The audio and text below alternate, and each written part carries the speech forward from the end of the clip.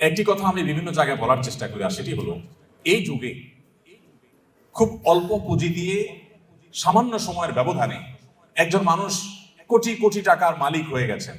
এই জিনিসটা যত আশ্চর্যের, যত কঠিন। আল্লাহ তাআলা কাউকে দু চারটি সন্তান দিয়েছেন। এই সন্তানগুলোকে সমাজে প্রচলিত যে আগুনের আঁচ চতুর্দিক থেকে আমরা দেখতে পাচ্ছি, সেগুলো থেকে বাঁচিয়ে, সেগুলো থেকে রক্ষা করে, হেফাজত করে মানুষের মধ্যে মানুষ হিসাবে, নিজের কাঙ্ক্ষিত সন্তান হিসাবে গড়ে তোলা, এটা তার চাইতে বেশি কঠিন এবং চ্যালেঞ্জিং। আমাদের সবচাইতে দামি সম্পদ, সবচাইতে দামি অ্যাসেট হলো আমাদের সন্তানগণ।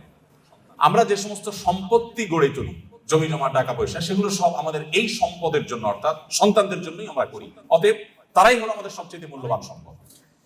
এই সন্তানদেরকে আপনি যদি হাফেজ কোরআন, আলেমে দ্বীন, আল্লাহ ভীরু, মুত্তাকি, পরহেজগার এবং ভালো মানুষ হিসেবে গড়ে তুলতে চান, তাহলে কয়েকটি বিষয় আপনাকে লক্ষ্য রাখতে হবে। নাম্বার 1, আপনার সন্তানকে ভালো মানুষ হিসেবে গড়ে তুলবার টার্গেট করতে হবে। সে স্কুলে পড়ুক কিংবা মাদ্রাসায় পড়ুক, আপনার টার্গেট হতে হবে, লক্ষ্য হতে হবে যে আমার সন্তানকে আমি মানুষের মতো মানুষ হিসেবে গড়ে তুলবো। সে সৎ মানুষ হবে, আর কিছু হোক বা না হোক। সে ডাক্তার ইঞ্জিনিয়ার হতে পারুক বা না পারুক, সে বিসিএস ক্যাডার হতে পারুক বা না পারুক, সে সেনাবাহিনীতে ভালো কোনো অফিসার র্যাঙ্কে চান্স পাক বা না পাক, সে ভালো পরিচিত পপুলার কোনো আলেম বা তুখুল কোনো হাফেজ হতে পারুক বা না পারুক, সে যেন ভালো মানুষ হয়, সে যেন মুত্তাকি হয়, সে যেন পরহেজগার হয়। আমি আমার সন্তানদেরকে সবসময় বলি, তোমাদের পরীক্ষার ফলাফল ভালো হোক, সেটা আমি চাই, কিন্তু এর চেয়ে অনেক বেশি চাই তোমার নামাজটা দেখে যেন আমার নয়ন জোড়ায়, তোমার আচরণটা দেখে যেন আমার দিনটা প্রশান্ত হয়। এইটুকু যদি তুমি আমাকে দিতে পারো, তোমার ফলাফল যদি খারাপ হয়, আমার কোনো টেনশন নেই, কোনো দুঃখ নেই, তার জন্য আমার কোনো আফসোস নাই, তোমাকে আমি কিচ্ছু বলবো না। সময় তো উপস্থিতি, বেশিরভাগ বাবা মা তারা চান তাদের সন্তান যেন দুধে ভাতে থাকুক। এটা কোথায় আছে না, আমার সন্তান যেন থাকে দুধে ভাতে। আপনার সন্তান দুধে ভাতে থাকুক, ভালো উপার্জন করুক, তার ভালো ক্যারিয়ার করুক, এটা আপনি চান, এটা চাওয়াটা দোষের না। কিন্তু এর চাইতে বড় চাওয়া উচিত আমার সন্তানটা যেন সৎ হয়, ভালো মানুষ হয়। কয়জন বাবা, কয়জন অভিভাবক আপনি এই সমাজে দেখাতে পারবেন যেই অভিভাবক তার সন্তানকে বলে, বাবা তুমি অনেক বড় শিক্ষিত হতে পারো আর না পারো, তুমি সৎ মানুষ হবে। বরং উল্টা আমাদের সমাজে দেখি, সন্তানের জন্মের তারিখটা বেশিরভাগ বাবা মা ভুল লেখেন, ইচ্ছাকৃত ভুল না, মিথ্যা লেখেন। কেন? যাতে বেশি দিন চাকরগিরি করতে পারে, বেশি দিন সরকারি বা বিভিন্ন প্রতিষ্ঠানে চাকরগিরি যেন করতে পারে, সেই সুযোগ পাইয়ে দেওয়ার জন্য জীবনের শুরুতে একটা মিথ্যা গেঁথে দেয়। অনেক বাবা মা আছেন যারা বিভিন্ন স্কুলে তাদের সন্তানরা যে পড়াশোনা করে, তাদের জন্য নকল কিনে এনে সন্তানদেরকে সার্ভ করে দেন, সাপ্লাই করে দেন। এরকম বাবা মা আছে না? নাই সমাজে আছে না? শুধু ভরে আছে।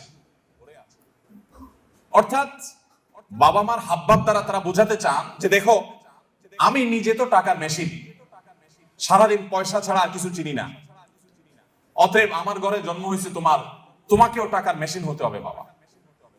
দিন শেষে বাপ সন্তান সবাই মিলে আমরা টাকার মেশিন হয়ে যাব। দুনিয়া দুনিয়া মানি ছাড়ার কিছু বুঝি না। সবার তো উপস্থিতি। আজ শিক্ষিত সন্তান নিয়ে বাবা মা যতটা সুখে আছে, এই সমাজে এত শিক্ষিত সন্তান না থাকলেও বাবা মারা অনেক বেশি সুখী ছিলেন, সন্তানরা অনেক বেশি সুখী ছিলেন একটা সময়। শুধু পার্থক্য এইটুকু, তাদের মধ্যে নীতিনৈতিকতা ছিল, এখন নীতিনৈতিকতা নাই।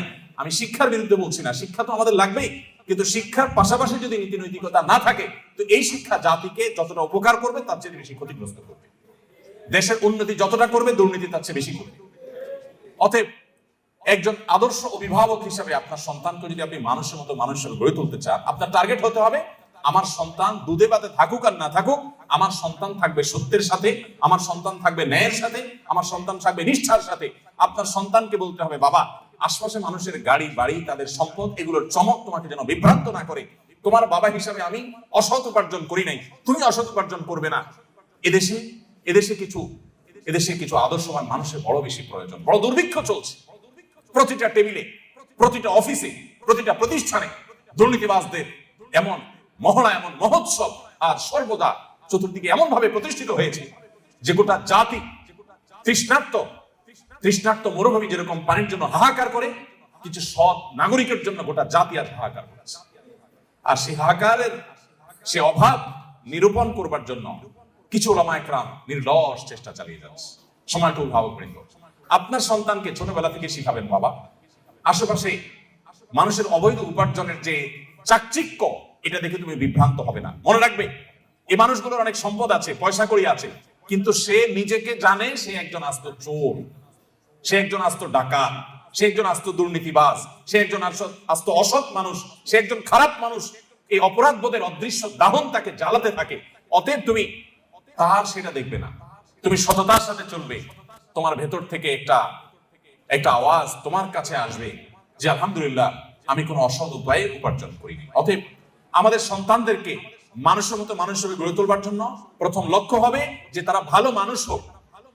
আপনার সন্তান পরীক্ষার হলে যাচ্ছে, কয়জন বাবা মা আছে যে এই কথা বলতে পারেন যে আমার সন্তানকে বলেছি যে বাবা পরীক্ষার হলে গিয়ে কোনো নকল করবে না, অবৈধ উপায়ে তুমি কোনো কিছু আনসার করার চেষ্টা করবে না, খাতায় কিছু লেখার চেষ্টা করবে না, কারোর কাছ থেকে দেখে দেখে লেখার চেষ্টা করবে না, তুমি যা জানো তা লিখবে, তুমি ফলাফল যাই পাও আমরা অ্যাপ্রিসিয়েট করব। কোথায় সে বাবা মা আছে? বরং উল্টা বাবা মা সন্তানকে খোঁচা মেরে চাপ দিয়ে সন্তানকে ডিপ্রেসড করার হাজারো নজির আমাদের সামনে আছে যে কেন তুমি পারো নাই, পাশের বাসার ছেলেটা এত ভালো রেজাল্ট করলো আমি মুখ দেখাতে পারি না, তুমি কেন পারো না। এই চাপ দেওয়া মানুষ পাওয়া যায়, কিন্তু মা বাবাকে সন্তানকে সততার দীক্ষা দেওয়ার মানুষ পাওয়া যায় না। সময়ত উপস্থিতি আমি আবার বলছি, আমি আমার সন্তানদেরকে সবসময় বলি আপনাদের সঙ্গে শেয়ার করা, যাতে করে আপনাদের কারোর উপকার যেন হয়। আমি সবসময় তাদেরকে বলি, দেখো পরীক্ষা ভালো ফলাফল করতে পারো কি না পারো, তুমি ভালো মানুষ হওয়ার চেষ্টা করো, তোমার অ্যাটিটিউড থেকে আমি সেটা দেখবো, তাতেই আমি হ্যাপি। আলহামদুলিল্লাহ আল্লাহ আমাদের সন্তানদেরকে ভালো মানুষ হিসেবে গড়ে তোলবার জন্য আমাদেরকে যোগ্য অভিভাবক হওয়ার তৌফিক দান করুন।